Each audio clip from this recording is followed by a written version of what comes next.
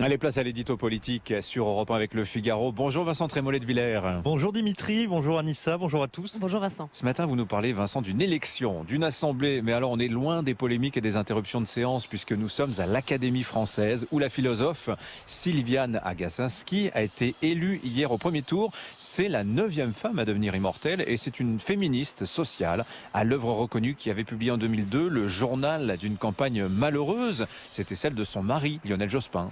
Oui, avec Sylviane Agacinski, nous sommes en effet loin de l'Assemblée nationale et nous sommes encore plus loin des Insoumis ou de Sandrine Rousseau.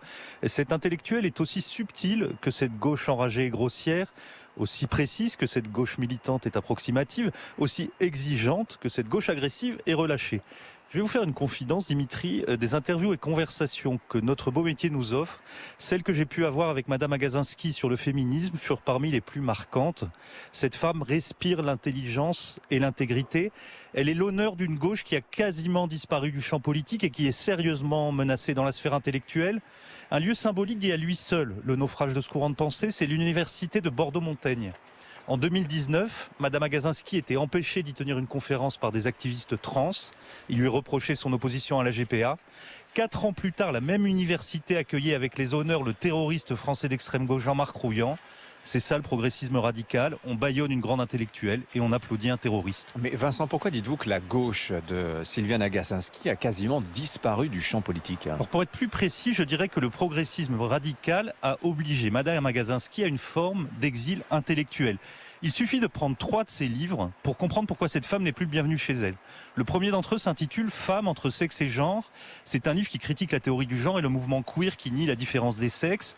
Défendre la différence des sexes, aujourd'hui, ça tient du blasphème. Le deuxième livre, tout à fait remarquable, aggrave son cas. Ça s'appelle « Corps en miettes ». Et Sylviane Agacinski dénonce la marchandisation des corps et notamment la GPA. Et ces termes sont sans embâche, j'ouvre les guillemets.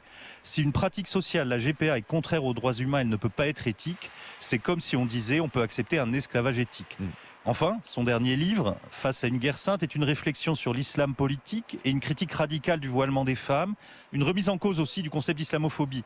Différence des sexes, refus des mères porteuses et attachement laïque, vous comprenez bien qu'avec un tel dossier, vous êtes indéfendable. D'autant que la philosophe considère l'écriture inclusive, je la cite, illisible à l'écrit et impraticable à l'oral. Avec un tel dossier, le tribunal de la gauche peut facilement prononcer la peine de mort sociale. Bon, on est quand même loin de la mort sociale puisque Sylviane Agacinski, vous l'avez dit, elle est élue à l'Académie française. Oui, et cette élection est la preuve d'une persistance de l'esprit d'indépendance et de liberté et on doit s'en féliciter.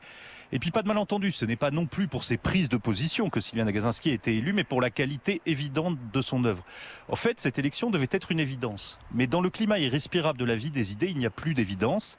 Il n'y a que des interdictions, des disqualifications, des excommunications. Sylviane Agacinski à l'Académie, c'est donc un petit événement politique, c'est la victoire de la raison dans une société pleine d'idées de gauche devenues folles. Merci Vincent Trémollet de Villers, l'édito politique sur Europe 1 et à la une du Figaro ce matin, dette et déficit, la France sous haute surveillance. Alors que Standard & Poor's, la principale agence de notation, s'apprête à rendre son verdict sur la qualité de la dette publique française. On en parlera dans le journal de 8h qui arrive dans un instant.